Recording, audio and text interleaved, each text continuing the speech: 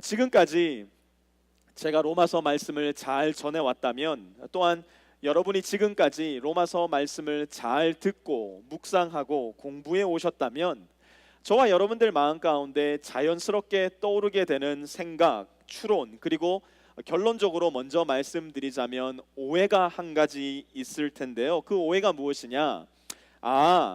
나는 믿음으로 말미암아 구원받았으니, 나는 은혜로 말미암아 구원받았으니, 나의 행위와 공로와는 전혀 관계없이 구원받았으니, 나는 구원받은 뒤에도 내 행위와는 전혀 관계없이, 내 순종과는 전혀 관계없이 그저 내 하고 싶은 대로, 내 하고 싶은 생각대로 살아가면 되겠구나라는 오해가 바로 우리가 가질 수 있는 오해라는 것입니다.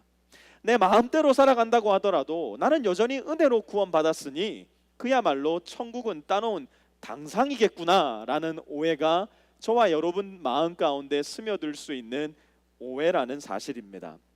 잠시 동안이라도, 잠깐일지라도 로마서 말씀을 공부해 오는 가운데, 혹은 로마서 말씀을 설교로 듣는 가운데 이러한 생각이 여러분들 마음 가운데 들었다면 로마서 말씀을 지금까지 잘 들어오셨고 잘 공부해 오셨다는 것입니다. 그러나 제가 말씀드렸듯이 이것은 말씀을 오해로서 받아들인 것이기 때문에 우리는 조금 더 성경 말씀을 전체적인 맥락 가운데 살펴볼 필요가 있다는 것 잘 기억하셔야 됩니다.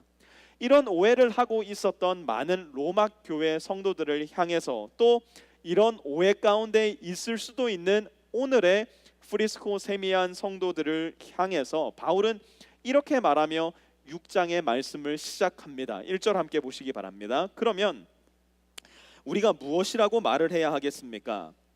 은혜를 더하게 하려고 여전히 죄 가운데 머물러 있어야 하겠습니까?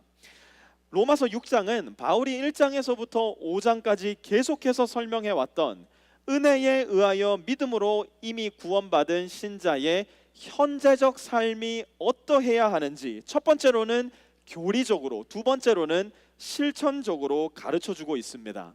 오늘은 믿음으로 구원받은 신자가 알아야 할 우리 삶의 현재적 모습을 교리적인 측면에 있어서 먼저 살펴보려고 하고요. 다음 주에는 실천적인 측면에 있어서 함께 살펴보고자 하는데요. 1절에서 바울의 어조를 가만 살펴보니까 믿음으로 구원받았다고 해서 이제 내 마음대로 살아가도 되는구나 라는 그 생각에 바울이 직격탄을 날리고 있다는 사실, 여러분 짐작하실 수 있으실 겁니다. 바울의 대답을 한번 보시기 바랍니다. 2절요. 그럴 수 없습니다. 우리 한번 같이 바울의 대답을 큰 목소리로 한번 따라해 봅시다. 시작. 그럴 수 없습니다. 왜요? 왜 그럴 수 없대요? 2절 말씀 계속 보세요. 우리는 죄에는 죽은 사람인데 어떻게 죄 가운데서 그대로 살 수 있겠습니까? 우리가 은혜로서 믿음으로 말미암아 구원받은 것은 사실이지만 이전의 죄 가운데 그대로 머물러 있을 수 없는 이유가 있으니 그것이 무엇이냐? 첫 번째로 한번 따라해 봅시다. 우리는 죄에는 죽은 사람이기 때문입니다. 다시 한번 따라합니다. 우리는 죄에는 죽은 사람이기 때문입니다. 여러분 잘 들어보시기 바랍니다. 우리 기독교 신앙에 있어서 오늘날 대단히 강조되는 측면이 경험적인 측면입니다. 기독교 신앙에 있어서 경험적인 측면은 대단히 중요하고 필수적인 부분이라는 거 여러분 절대 잊어서는 안 됩니다. 그러나 동시에 기독교 신앙에 있어서 경험적 측면만큼 중요한 것이 있으니 그것이 무엇이냐면 사실적인 측면, 곧 내가 어떻게 느끼든지 간에 관계없이 이미 선포되었고 이미 성취된 일이 있다는 건 역시 우리는 기억하고 있어야 합니다. 경험적인 측면만을 강조하다 보면 내 생활의 경험, 내 감정과 내 환경에 의해서 우리의 신앙은 언제든지 이리 흔들 저리 흔들거릴 수 있습니다. 그러나 기독교의 교리적 측면, 곧 사실적인 측면들을 우리가 잘 기억하고 붙잡을 수 있다면 저와 여러분의 신앙은 훨씬 더 견고하고 건강한 방향을 겨냥하여 나아갈 수 있다는 건 역시 사실입니다. 믿음으로 구원받은 저와 여러분은 어떤 존재인가? 거듭난 신자는 도대체 누구인가? 사도 바울의 말을 빌어서 다시 한번 들어보시기 바랍니다. 우리는 죄에는 죽은 사람인데, 사도 바울은 구원받은 신자를 죄에는 죽을 사람인데 라고 이야기하지 않습니다. 또한 죄에는 죽어가고 있는 사람인데 라고 말하지도 않습니다. 믿음으로 말미암아 거듭난 신자는 죄에 이미 죽어버린 사람들이라는 사실입니다. 예수님을 믿어 우리가 구원받게 될 때 우리의 삶 가운데, 우리의 자아 가운데 일어난 일이 무엇이냐? 우리의 속사람이 죽어버렸다는 겁니다. 그렇다면 우리의 속사람이 죽은 사람은 도대체 어떤 사람이냐? 간단하게 말하자면 신분이 완전하게 뒤바뀌어 버린 사람이라는 뜻입니다. 이전에는 죄의 나라에서 죄의 시민으로서 살아가고 있었다면 예수님으로 말미암아 새롭게 태어난 우리는 이제 은혜의 나라에서 은혜의 시민으로서 살아가게 되었다는 겁니다. 이게 도대체 무슨 말일까? 7절 말씀 한번 보세요. 죽은 사람은 이미 죄의 세력에서 해방되었습니다. 죽은 사람은 어떤 세력에서 해방되었다고 이야기합니까? 죄의 세력에서 해방되었대요. 여러분, 죄는요 어딘가 떠있는 보이지 않는 기 같은 존재가 아니에요. 죄는요 우리 삶 가운데 실질적으로 영향을 미치는 세력이고 힘이고 권세입니다. 그런데 이 죄가 어떤 세력이고 어떤 권세고 어떤 힘이냐? 죄의 백성으로서 살아가는 사람을 끝까지 추격하고 추적하여서 마침내는 그 사람을 영원한 멸망과 영원한 죽음으로 몰아넣기에 능히 힘이 있는 세력과 권세와 힘이라는 겁니다. 그런데 우리가 예수님을 믿어서 거듭나게 되었을 때에, 새롭게 태어나게 되었을 때에 우리에게 무슨 일이 일어났느냐? 죄의 세력에 꽉 잡혀서 멸망에 이를 수밖에 없었던 저와 여러분이 은혜의 세력에 의해서 은혜의 나라로 옮겨져 버렸다는 거예요. 우리의 신분이 죄에 대해서는 완전하게 죽어버리고 우리의 신분이 은혜에 대해서는 살아있는 존재로 새롭게 태어나게 되었다는 겁니다. 그러니 이제는 은혜의 세력과 권세와 힘이 저와 여러분을 추격하고 추적하기 시작하는 겁니다. 죄는 저와 여러분을 죽이려고 추격하였는데 은혜는 저와 여러분을 살리려고 추격합니다.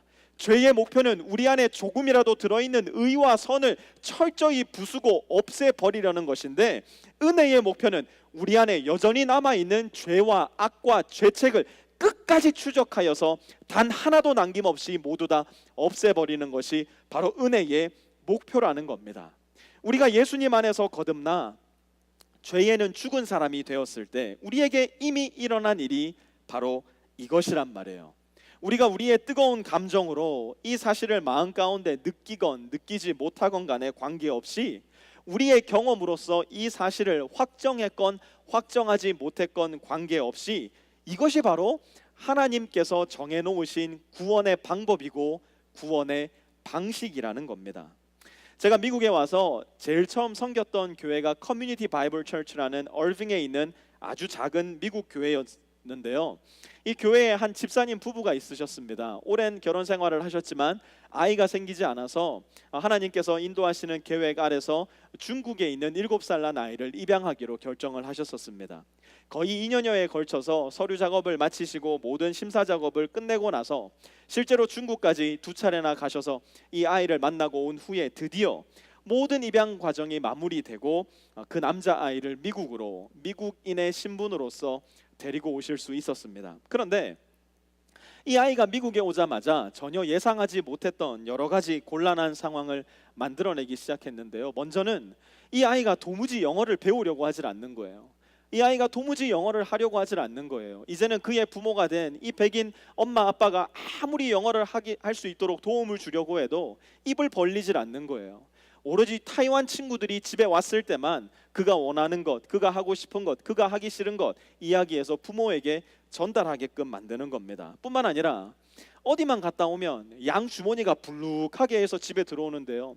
어떤 날에는 피자도 주머니에 들어있고 어떤 날에는 다른 음식도 주머니에 들어있고 사탕이나 초콜릿이 많이 있는 요즘 같은 시즌에는 양 주머니와 심지어 옷 안에까지 사탕과 초콜릿을 가득가득 챙겨서 집으로 자꾸 돌아오더라는 겁니다. 더 심각한 사실은 밤이 되면 잠을 자야 되는데 밤이 되면 혼자 집에 나가 동네를 어슬렁어슬렁 배회하는 일이 너무나 자주 있었던 겁니다. 뭐죠?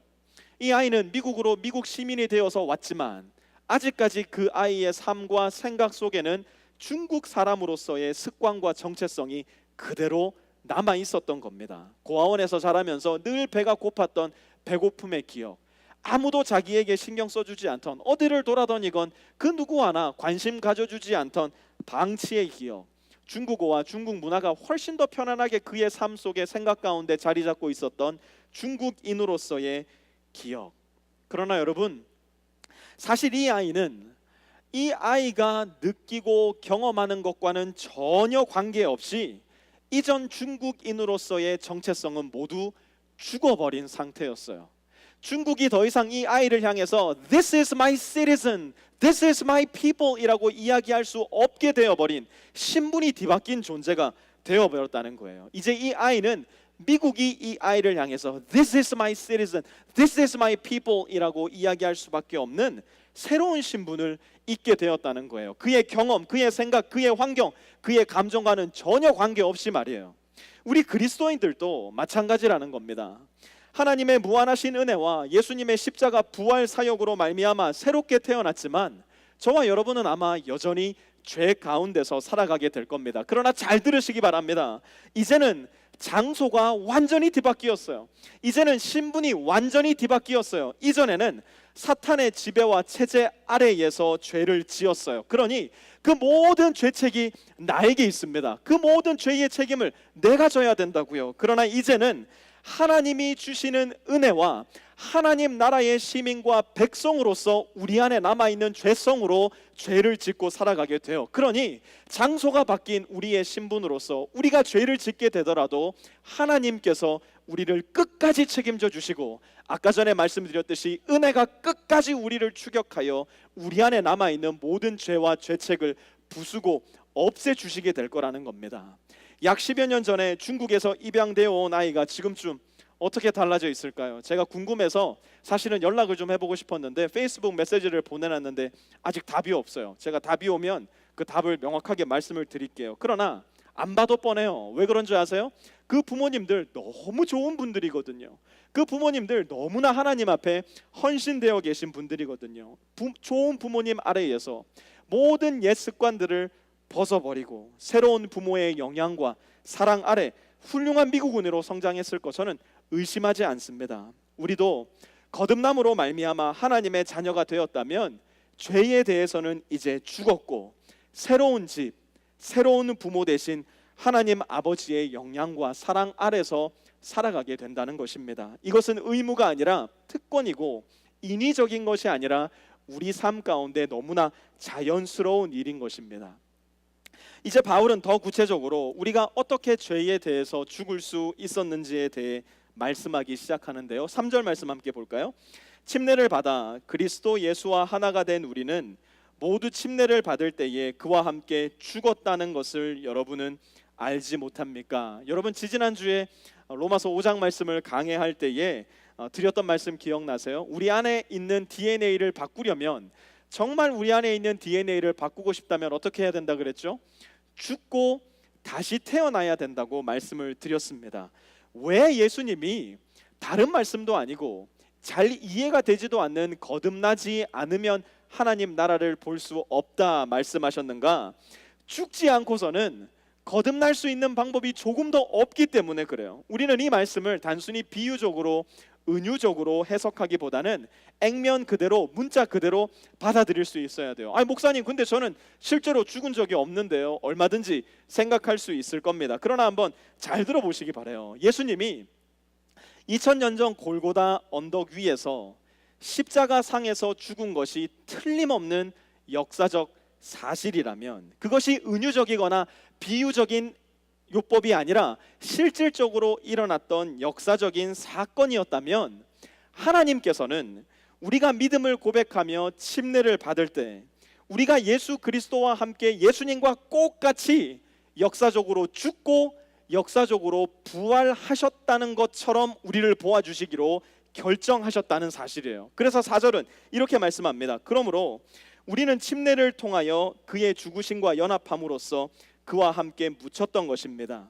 그것은 그리스도께서 아버지의 영광으로 말미암아 죽은 사람들 가운데서 살아나신 것과 같이 우리도 또한 새 생명 안에서 살아가기 위함입니다. 사랑하는 프리스코 세미안 성도 여러분, 다시 한번 말씀드립니다. 우리가 예수님의 죽으심과 연합하여 함께 죽었다는 사실은 우리가 체험할 수 있는 체험적 지식은 아닙니다.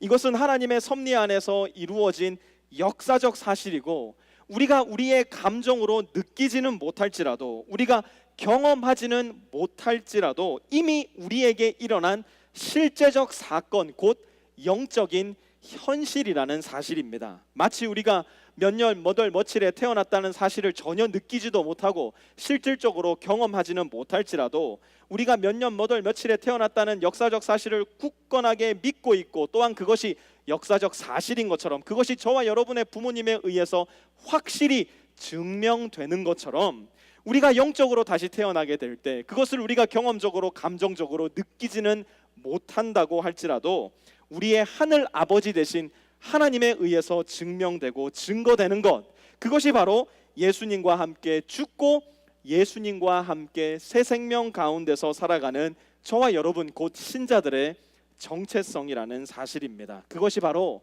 예수님을 믿음으로 말미암아 거듭난 신자의 정체성입니다. 두 번째로, 우리의 행위와 관계없이 믿음으로 구원받았지만 이전의 죄 가운데 그대로 머물 수 없는 이유가 무엇인가? 도대체 신자는 누구란 말인가? 우리는 믿음의 지식이 있는 사람, 믿음의 지식을 붙잡고 살아가는 사람, 곧 아는 사람들이라는 것을 기억해야 됩니다. 오늘 본문 속에서 찾아볼 수 있는 세 가지 믿음의 지식을 함께 살펴볼 텐데요. 신자들은 어떤 믿음의 지식을 가지고 살아가는 아는 사람들인가? 첫 번째, 신자들은 신분의 변화를 아는 사람들입니다. 6절 말씀 함께 볼게요. 우리의 옛사람이 그리스도와 함께 십자가에 달려 죽은 것은 죄의 몸을 멸하여서 우리가 다시는 죄의 노예가 되지 않게 하려는 것임을 우리는 압니다. 6절 다시 한번 잘 보시기 바라요. 우리의 옛사람이 그리스도와 함께 십자가에 달려 죽은 것은, 여러분, 사도 바울의 독특한 장기 중에 하나가 무엇인 줄 아세요? 중요하면서도 잊어버리기 쉬운 진리에 대해서 반복적으로 거듭 강론하고 있다는 겁니다. 마치 로마 교회 신자들이 자신들의 정체성, 곧 예수 그리스도와 함께 죽었다라는 사실을 절대로 잊어서는 안 된다는 사실을 강조라도 하듯이, 사도 바울은 다시 한번 6절에서 그 부분을 강조하고 있는 겁니다. 특별히 6절에서 우리가 주의를 기울여야 할 부분은 후반절인데요. 후반절 다시 한번 보세요. 우리가 다시는 죄의 노예가 되지 않게 하려는 것임을 우리는 압니다. 신자들이 아는 게 뭐래요? 그리스도와 함께 십자가에 못 박혀 죽은 우리는 결단코 다시 죄의 노예가 되지 않을 것이라는 것, 그것을 신자들은 알고 있다는 거예요. 여러분, 저와 여러분이 예수님을 믿기 전 우리가 어떤 사람이었든지 간에 관계없이 죄의 노예였다는 사실에 대해서 생각해 보신 적이 있으세요? 예수님을 믿기 전, 예수님을 믿음으로 거듭나기 전 우리 모두는 죄의 노예일 수밖에 없는 운명 가운데 살았다는 사실입니다. 이것이 무슨 말일까? 우리 중 그 어느 누구도 죄를 향해서 거부할 수 있는 힘이나 능력이 있는 사람이 아무도 없었다는 거예요. 조금 더 직설적으로 말하자면 우리 모두는 죄 가운데서 죄를 즐거워하면서 살아가던 사람들이라는 사실입니다. 여러분, 죄가 우리 마음 가운데 주는 즐거움이 없다고 이야기하지 마세요. 죄는 우리 마음 가운데, 우리의 삶 가운데 큰 기쁨과 쾌락을 안겨주는 것, 명백한 사실입니다. 많은 사람들이 기독교 신앙을 오해하는 지점이 바로 이 부분인 것 같아요. 예수 믿으면 재밌는 거 하나도 못한대요. 예수 믿으면 그동안 내가 누려왔던 쾌락을 다 포기해버려야 된대요. 그런데 여러분, 사실은요, 우리가 믿고 있는 하나님은, 놀라지 마십시오, 오히려 우리의 마음과 삶 가운데 쾌락을 부추기는 분이라는 거, 여러분 혹시 알고 계십니까? 하나님은 쾌락을 창조하셨기 때문에 우리가 건강한 쾌락을 잘 누리고 즐기기를 바라세요. 이 세상이 안겨줄 수 있는 고통이 뒤따라오는 쾌락, 허무가 뒤따라오는 쾌락이 아니라 영원히 즐겁고 영원히 아름다울 수 있는 더 깊고 더 진실된 쾌락. 왜 그런 줄 아세요? 하나님 자신이 저와 여러분을 위해서 쾌락을 창조하셨기 때문이에요. 만약 이런 표현이 불경스럽지만 않다면 전 이렇게 얘기하고 싶어요. 하나님은 반쾌락주의자가 아니라 친쾌락주의자시다. 하나님은 쾌락을 너무 사랑하신단 말이에요. 문제는 무엇이냐? 사탄은 우리가 마땅히 누리고 즐거워해야 할 그 쾌락을 구부리고 비틀고 왜곡시켜서 거룩하고 신성한 쾌락을 추악하고 더러운 탐욕과 욕망으로 바꾸어 놓았다는 사실이에요. C.S. 루이스의 말처럼 광활하고 투명한 바닷가의 쾌락을 즐겨야 할 우리를 사단은 집 앞에 작은 진흙탕 욕망 속에 가두어 마치 이것 아니면 아무것도 즐거운 것이 없다는 듯 착각하도록 우리를 만들어 놓았다는 사실이에요. 그렇다면 예수님을 믿음으로 말미암아 거듭난 신자는 누구냐? 죄를 향해서 아니요라고 담대하게 고백하며 돌아설 수 있는 사람, 죄가 선사해주는 좁아터지고 더러운 진흙탕 같은 욕망을 벌어버리고 하나님께서 선사해 주시는 깊고 광활하고 투명한 바다의 욕망을 향하여, 투명한 바다의 쾌락을 향하여 예스라고 대답할 수 있는 사람. 예수님을 믿기 전에는 우리 안에 그럴 힘이 없었어요. 이전에는 그럴 수 있는 지식도 지혜도 우리 안에는 없었어요. 이전에는 그럴 수 있는 자유도 없었어요. 왜요? 성경이 뭐라고 얘기합니까? 이전에 우리 모두는 죄의 노예였으니까요. 그러나 우리가 예수님을 믿을 때 저와 여러분에게 일어난 일이 뭐래요? 7절 한번 보세요. 죽은 사람은 이미 죄의 세력에서 해방되었습니다. 우리는 예수님과 함께 죽음으로 말미암아 우리를 올가매고 있었던 죄의 세력으로부터 해방된 것입니다. 이제는 우리의 신분이 죄의 노예가 아니라 은혜의 노예, 죄에 매여 있는 존재가 아니라 은혜에 매여 있는 존재로 거듭나게 되었다는 겁니다. 사랑하는 프리스코 세미야 성도 여러분, 이 진리를 잘 기억하시기 바랍니다. 우리는 죄를 향해 노라고 말할 수 있는 신분을 얻게 되었어요. 죄의 유혹이 우리의 생각과 마음을 지배하려고 할 때마다 하나님의 말씀을 가지고 그 죄의 생각을 단호하게 거부할 수 있는 힘이 우리 가운데 예수님으로 말미암아 생겼다는 겁니다. 왜요? 우리의 옛사람이 그리스도와 함께 십자가에 달려 죽었으니까. 고린도후서 5장 7절에 이렇게 말씀하지 않습니까? 보라, 누구든지 그리스도 안에 있으면 새로운 피조물이라. 이전 것은 지나갔으니 새 것이 되었도다. 그리스도 안에 거듭난 신자인 저와 여러분은 더 이상 죄의 노예가 아닙니다.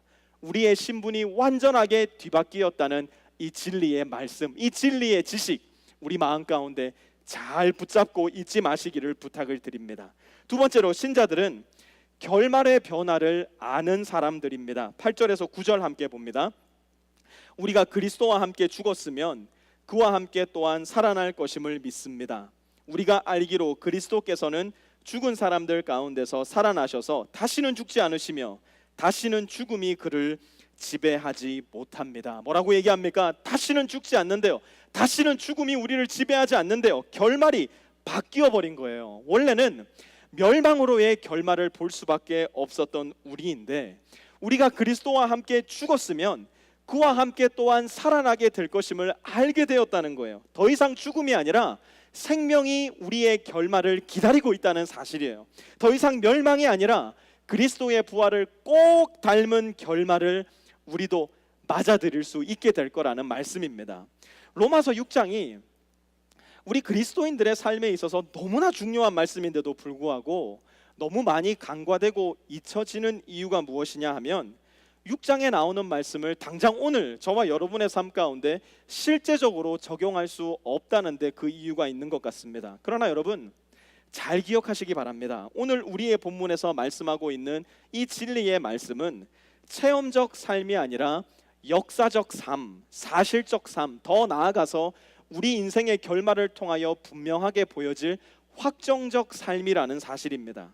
우리가 직접 체험하고 있지는 못할지라도 예수 그리스도로 말미암아 마치 나에게 그 일이 일어난 것처럼 여겨주시는 하나님의 구원 방식과 구원 방법. 예수님을 믿을 때 예수님이 죽으셨기에 나도 죽었고, 예수님을 믿을 때 예수님이 부활하셨기에 나도 부활하게 된다는 것, 이것이 바로 하나님께서 정해놓으신 하나님만의 구원 방법이며 구원 방식이라는 겁니다. 여러분, 오늘날 우리가 살고 있는 이 시대를 장악하고 있는 큰 시대적 사상 중에 하나가 바로 개인주의라고 불리는 사상입니다. 내가 해야 됩니다. 내가 이루어내야 됩니다. 심지어 구원까지도 내가 스스로 얻어내야 됩니다. 그러니 이 말씀이 저와 여러분의 마음속을 뚫고 들어오기가 여간 어려운 게 아니에요. 우리는 모든 말씀을 너무나 내 중심적으로 놓고 생각할 때가 많기 때문입니다. 그러나 모든 성경은 사실상 내 중심이 아니라 하나님 중심이라는 것을 우리는 반드시 기억해야 됩니다. 나에게 무슨 일이 일어났는가가 중요한 것이 아니라 하나님께서 어떤 일을 하셨는가가 훨씬 더 중요하고요. 내가 하나님을 어떻게 생각하느냐가 중요한 것이 아니라 하나님이 저와 여러분을 어떻게 생각하느냐가 훨씬 더 중요합니다. 하나님께서 나를 어떻게 생각하시는지 잘 들으시기 바랍니다. 하나님은 예수님에게 일어난 십자가 죽으심과 예수님에게 일어난 부활의 사건을 예수님을 믿어 거듭난 신자들에게 마치 그 일이 똑같이 일어난 것처럼 여겨주시기로 결정하셨다는 겁니다. 그것이 하나님이 우리를 바라보시는 관점이에요. 그것이 하나님께서 저와 여러분을 바라보시는 하나님의 시선이라는 겁니다. 우리는 구원받은 신자임에도 불구하고 여전히 죄 가운데서 살아가기 때문에 우리의 신앙에, 우리의 삶에 쉽사리 상처를 입고 의심을 품게 될 때가 많이 있습니다. 나 같은 것이 무슨 하나님의 자녀란 말인가? 나 같은 것이 어떻게 예수 그리스도와 함께 십자가에 못 박혀 죽었다고 말할 수 있단 말인가? 어떻게 내가 예수 그리스도의 제자란 말인가? 사탄은 끊임없이 우리 자신의 마음과 신앙을 뒤흔들고 고소장을 날리고 정죄하면서 그리스도인으로서의 우리의 정체성 마구마구 흔들어대려고 합니다. 그럴 때마다 저와 여러분에게 필요한 것은 무엇이냐면 그 감정과 그 체험에 머물러 있을 것이 아니라 하나님께서 우리를 바라보시는 관점, 하나님께서 저와 여러분을 바라보시는 그 시선을 다시 기억하고 그 진리 위에 우리의 신앙을 올려놓아야 된다는 것입니다. 하나님이 우리를 어떻게 여기시는가를 내 느낌이나 감정에 따라 판단해 내지 마시고 하나님의 진리의 말씀으로서 확증해 나갈 수 있어야 됩니다. 로마서 8장 33절에서 34절 우리 함께 읽어볼 텐데요. 이것이 바로 하나님께서 저와 여러분을 바라보시는 관점이며 이것이야말로 하나님께서 이루어 가시는 실제적인 하나님의 사역이라는 것 잘 기억하시기 바랍니다. 함께 읽습니다. 시작. 하나님께서 택하신 사람들을 누가 감히 고발하겠습니까? 의롭다 하시는 분이 하나님이신데 누가 감히 그들을 정죄하겠습니까? 그리스도 예수는 죽으셨지만 오히려 살아나셔서 하나님의 오른쪽에 계시며 우리를 위하여 대신 간구하여 주십니다. 아멘. 죽으시고 살아나신 예수님께서 우리를 위하여 간구해 주시는데 우리가 죽으시고 살아나신 예수님처럼 부활의 결말을 맞게 될 거라는 사실 어떻게 우리가 의심할 수 있단 말입니까?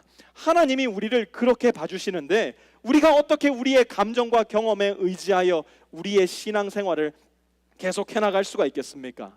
신자들은 결말의 변화를 아는 사람들입니다. 내 느낌과 경험으로요? 아니요. 하나님께서 말씀해 주신, 약속해 주신 그분의 진리의 말씀을 통해서 여러분의 결말이, 우리 모두의 결말이 그리스도와 함께 부활의 영광을 맞이하게 되리라는 진리의 말씀, 이 진리의 지식 잊지 마시고 여러분의 신앙을 그 반석 위에 올려놓으실 수 있게 되기를 바랍니다. 마지막으로 신자들은 무엇을 아는 사람들인가? 신자들은 체제의 변화를 아는 사람들입니다. 11절 말씀 함께 봅니다. 이와 같이 여러분도 죄에 대해서는 죽은 사람이요 하나님을 위해서는 그리스도 예수 안에서 살고 있는 사람이라는 것을 알아야 합니다. 오늘 본문을 마무리하면서 사도 바울은 다시 한번 로마 성도들에게 거듭하여 마치 다짐을 받아야 된다는 듯이 말씀합니다. 여러분은 죄에 대해서는 죽은 사람들입니다. 이제 여러분은 하나님을 위해서 그리스도 예수 안에서 살아가고 있는 사람들입니다. 무슨 말일까요? 그 신자들의 삶을 지배하던 체제가 죄의 체제에서 예수 그리스도의 은혜의 체제로 완전히 변화되었다는 겁니다. 신자의 삶을 다스리고 운영하고 또 때로는 추격하는 체제에 완전한 변화가 생겼다는 이야기입니다. 이전에는 죄의 체제에 살았는데 이제는 은혜의 체제 속에서 살아가게 되었다는 사실 잊어서는 안 된다는 겁니다. 여러분, 공산주의 국가가 자본주의 국가로 전환을 하면서 일어났던 일들 혹시 기억하십니까? 여행의 자유가 사람들에게 주어지기 시작했고요. 화폐 활동의 경제의 자유가 생겨나기 시작했고요. 여러 가지 변화가 그 국가들에 일어났던 것 우린 역사 속에서 볼 수 있었습니다. 그런데 역사 속에 공산주의 체제 국가가 자본주의 체제로 바뀌게 되면서 겪었던 가장 큰 어려움 중에 하나가 무엇이었느냐?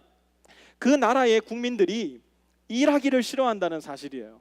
왜 그럴까요?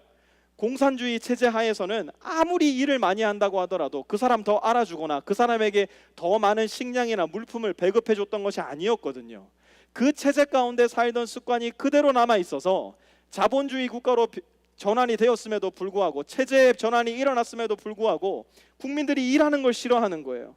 체제가 바뀐 나라에서 흔히 일어나게 되는 빈부의 급격한 차이, 극빈층의 급격한 상승에는 바로 이러한 체제의 변화를 받아들이지 못하고 적응하지 못했던 시민들이 원인이 될 때가 참 많았다는 사실입니다. 그런데요, 믿음으로 말미암아 그리스도와 함께 죽고 믿음으로 말미암아 그리스도의 부활에 동참하여 영원히 살게 될 것이라는 것을 알게 된 우리 신자들도요, 죽음의 체제에서 은혜의 체제로 이제 체제의 전환이 완전하게 일어났지만 여전히 죽음의 체제 가운데서 사는 것처럼 살아가는 사람들이 많다는 사실, 혹시 여러분 알고 계십니까? 죄에 대해서 살아있을 때, 우리가 여전히 죄의 체제 가운데서 살아갈 때는요, 우리 인생이 늘 이것은 해라, 이것은 하지 마라라는 율법적 삶으로서 요약이 될 수밖에 없었습니다. 그러니 자꾸 걸려 넘어지는 겁니다. 왜요? 저와 여러분들 중에 그 어느 누구도 율법을 완벽하게 지켜낼 수 있는 사람은 아무도 없거든요. 그러니 이렇게 해라, 이렇게 하지 마라라는 말 자체가 너무 듣기 싫어지고요. 그러니 결국은 어떻게 됩니까? 둘 중 하나로 나누어집니다. 첫 번째는 어떻게 될까요? 완벽한 바리새적 인생을 살아가는 겁니다. 속은 시커멓습니다. 속은 그 누구보다 더러운 진흙탕과도 같아요. 그런데 마치 겉으로는 나는 아무런 죄가 없다는 듯이, 나는 모든 율법의 조항들을 지키며 살아간다는 듯이 가면 뒤에 자신을 완벽하게 숨기며 살아가는 사람, 이것이 첫 번째 죄 가운데 살아가는 사람의 특징입니다. 두 번째는요, 아예 죄의 파도를 타고 죄의 세상 가운데로 자기 자신을 내던져 버리는 거예요. 마치 하나님은 계시지 않다는 듯이, 마치 하나님이 어디에 있냐는 듯이, 누가 나를 참견하리요, 누가 나를 정죄하리요, 죄의 다스림을 즐기며 살아가기로 작정하는 사람. 그러나 언젠가 마주하게 될 결말의 모습을 두려워하며 염려하고 살아가는 사람, 죄에 대해 살아있을 때 특징 지어지는 인생의 모습입니다. 그런데 은혜는요, 정반대입니다. 은혜의 삶은 해라 하지 마라라고 먼저 말하지 않고요, 내가 먼저 다 했다라고 말씀을 합니다. 내가 너희를 위하여서 모든 것을 다 해놓았으니 너희는 그저 나를 따르기만 하여라. 이것이 은혜의 삶의 메시지입니다. 주님께서 모두 다 하셨어요. 주님께서 모두 다 이루어 놓으셨어요. 그 주님께서 이제는 우리 안에서 우리도 기쁨으로 해야 할 일들을 할 수 있는 힘과 능력을 공급해 주시는 거예요. 여러분, 율법의 삶은요 딱딱합니다. 율법의 삶은요 제한되어 있습니다. 무차별적입니다. 율법은 간음하지 말라고 이야기해서 그 말씀 안에 우리를 가두어 버리고 제한하고 축소해 버립니다. 율법은 간음하지 말라고는 이야기하지만 어떻게 하면 내 옆에 있는 사랑하는 아내를 사랑하고 섬기며 살아갈 수 있을지에 대해서는 침묵합니다. 그러나 은혜는 성령의 능력 안에서 우리로 하여금 날마다의 삶 가운데 어떻게 아내를 더 사랑할 수 있을지, 어떻게 아내를 더 섬겨줄 수 있을지, 어떻게 아내와 함께 가장 행복하고 가장 쾌락에 찬 인생을 살아갈 수 있을지 가장 창조적으로 생각하게 해주시며 가르쳐 주시고 인도해 주십니다. 율법은 너의 이웃의 것을 탐내지 마라 말씀하시며 그 말씀 안으로 우리를 가두고 제한해 버립니다. 그러나 율법은 우리가 어떻게 이웃을 사랑할 수 있을지에 대해서는 침묵합니다. 은혜는요 우리로 하여금 예수님을 바라봄으로 예수님이 나에게 하셨던 그 일을 생각하며 묵상하며 순종함으로써 가장 창조적으로 가장 아름답게 우리의 이웃을 어떻게 사랑할 수 있을지 가르쳐 주시고 인도해 주시고 아무도 떠올리지 못할 생각을 떠올려 주시는 능력이 있다는 것입니다. 신자는 우리의 삶을 지배하는 체제가 변화되었다는 사실을 아는 사람이에요. 더 이상 죄의 체제가 우리를 지배하는 것이 아니라 은혜의 체제가 우리를 지배한다는 사실, 그 은혜가 우리를 이끌고 우리의 삶에 동력을 준다는 사실, 그것이 바로 신자가 가진 복된 진리라는 것입니다. 이 진리를 붙잡고 이 진리에 우리의 삶을 올려놓아야지만 우리는 하나님께서 계획하시고 하나님께서 뜻하신 가장 창조적이며 은혜에 가득 찬 삶을 살 수 있게 될 것입니다. 전 세계에 있는 대부분의 나라들이 역사를 가르는 중요한 지표로서 BC와 AD라는 기호를 사용합니다. AD가 뭔지는 잘 몰라도 BC가 뭔지는 다 잘 알고 계실 겁니다. Before Christ, 그리스도가 오시기 이전. 영어를 국어로 사용하지 않는 대부분의 나라에서도 BC를 역사를 가로짓는, 역사를 구분하는 기호로 사용한다는 것은 시사하는 바가 대단히 큰 것 같습니다. 역사에 BC와 AD가 존재하는 것처럼 우리 개개인의 인생 가운데도 BC와 AD가 존재하는 것은 틀림없는 사실입니다. 군을 제대한 사람이 여전히 군발이 같이 살아가는 것, 대단히 불행한 일입니다. 결혼을 한 사람이 총각처럼, 처녀처럼 계속해서 살아가는 것 역시도 대단히 큰 불행입니다. 예수님을 믿어 구원받은 신자들 역시 더 이상 예수님 없을 때의 삶을 계속해서 살아가는 것 대단히 불행하고 슬픈 사실입니다. 한 가지 흥미로운 사실은 BC와 AD는 그때 당시 거기에 살았던 사람들에게 있어서는 항상 불명확한 구분이었다는 사실입니다. 그러나 시간의 흐름 속에 그 구분은 점점 더 명확해지고 점점 더 분명해져 갑니다. 그리스도인의 삶도 결코 다르지 않습니다. 그 당시에는 불명확합니다. 내가 정말 예수님 때문에, 예수님으로 말미암아 거듭났는가? 내가 예수 그리스도와 함께 십자가에 못 박혀 죽은 것이 분명한 사실인가? 내 인생에 BC가 존재하긴 하는 것인가? AD가 존재하기는 하는 것인가? 그러나 시간의 흐름 속에 저와 여러분의 BC와 AD는 점점 더 명확해지고 점점 더 분명해질 겁니다. 교회의 특권이 무엇입니까? 한 지역 교회 안에서 우리가 놓칠 수 없는 가장 큰 기쁨과 가장 큰 쾌락은 무엇이라고 말하겠습니까? 그것은 바로 개개인의 삶 가운데 존재하는 BC와 AD를 시간의 흐름 속에 함께 볼 수 있다는 것. 그 형제와 그 자매의 BC와 AD를 함께 겪어 나가면서 함께 성장하고 성숙해 나가는 것. 오늘 로마서 6장을 통해서 우리에게 가르쳐 주시는 이 진리의 말씀, 예수 그리스도를 믿은 우리는 예수 그리스도와 함께 죽었기 때문에 더 이상 죄 가운데 살 수 없다는 이 진리의 말씀, 우리의 지성과 마음과 영혼 가운데 잘 새겨서 우리 프리스코 세미양 교회를 통해서 더 많은, 더 풍성한, 그리고 더 분명한 BC와 AD의 모습들이 보여질 수 있기를 우리 구주 예수 그리스도의 이름으로 축원합니다. 우리 시간 함께 잠시 기도하기 원하는데요, 제가 기도 제목 여러분에게 드리고 함께 기도하겠습니다. 이 시간 함께 기도할 때 성령님, 오늘 말씀 가운데 내 마음 가운데 분명히 새기고 기억해야 할 말씀 떠올라지게 도와주시옵소서. 하나님의 시선으로 나를 바라보게 하여 주옵소서.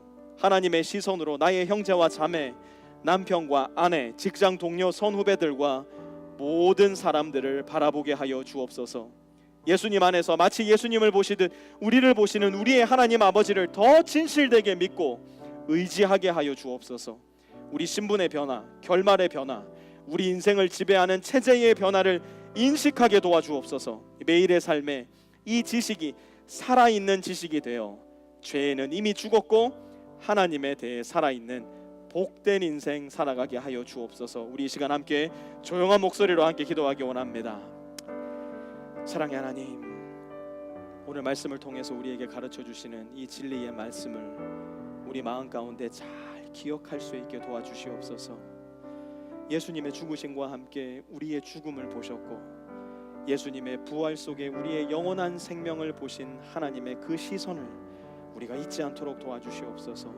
죄 가운데에, 의심 가운데에 흔들리는 우리의 신앙이 하나님의 진리의 말씀 위에 굳건하게 서서 내가 바라보는 내 자신이 아니라 하나님이 바라보는 내 자신으로서 우리를 볼 수 있도록 도와주시고, 내가 바라보는 나의 형제와 자매, 나의 가족과 직장 동료, 선후배들이 아니라 하나님께서 바라보시는 내 가족과 내 직장 동료와 학교의 선후배들 될 수 있도록, 그리하여 이 진리의 말씀 속에 죄에는 완전하게 죽어버리고 예수 그리스도와 새 생명 가운데 담대하게 살아갈 수 있는 우리 모든 프리스코 세미 안에 복된 지체들이 다 될 수 있게 도와주시옵소서. 사랑의 아버지 하나님, 이 복된 말씀을 우리에게 주셔서 감사합니다. 이 진리의 지식이 우리 마음 가운데 분명하게 뿌리 박힐 수 있도록 도와주시옵소서. 이 진리의 말씀이 우리의 생각과 우리의 삶을 주장할 수 있는 능력의 말씀 되게 하여 주시옵소서. 우리는 죄에는 완전하게 죽었고 이제는 그리스도의 부활과 함께 새 생명 가운데 살아가는 완전히 새로운 신분을 입은 하나님의 자녀가 됨을 기억할 수 있게 도와주시옵소서. 하나님, 여전히 죄 가운데서 유혹 가운데 쓰러지며 살아가기에 우리는 삶 속에, 경험 가운데, 우리의 감정 속에 여전히 의심을 품고 여전히 마음의 상처를 입고 살아갈 때가 많이 있는 존재임을 고백합니다. 하지만 하나님, 오늘의 말씀 속에서 하나님이 우리를 어떻게 보시는지 하나님의 시선, 하나님의 관점을 함께 배우게 되었사오니 예수님 안에서 예수님과 함께 죽고 예수님 안에서 예수님과 함께 살아난 존재로서 우리를 보아주시는 하나님의 시선, 하나님의 관점을 분명하게 기억하는 가운데 흔들림 없이 하나님과 함께 주님과 동행하는 새 생명 가운데 살아가는 우리 모든 프리스코 세미 안에 복된 지체들 다 될 수 있도록, 그리하여 하나님께서 원하시는 복된 사역들, 복된 인성의 모든 목적들 잘 이루어 나가며 살아가는 주의 자녀들, 예수 그리스도의 제자들 다 될 수 있도록 주님 인도하여 주시옵소서. 이제는 우리 주 예수 그리스도의 은혜와 하나님 아버지의 무한하신 사랑하심과 성령의 내주 교통하심이 오늘 이 자리에 머리 숙여 하나님께 예배드리며 하나님께서 나를 보는 시선과 관점으로 나를 바라보며 완전히 변화된 신분으로서 하나님과 함께 새 생명 가운데 살아가기로 다짐하며 복된 교회를 떠나가는 우리 모든 프리스코 세미 안에 머리 위에와 그들의 가족 위에, 직장 위에, 사업 위에 이제로부터 영원까지 함께 하옵시기를 간절히 축원하옵나이다. 아멘.